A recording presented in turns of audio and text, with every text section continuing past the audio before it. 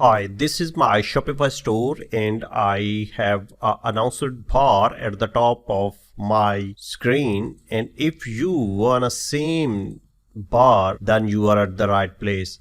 I'm gonna teach you how to add this announcement bar in your store. Let's come to the Shopify admin panel. Here you have to click the online store. Here we go. Now you have to customize the theme.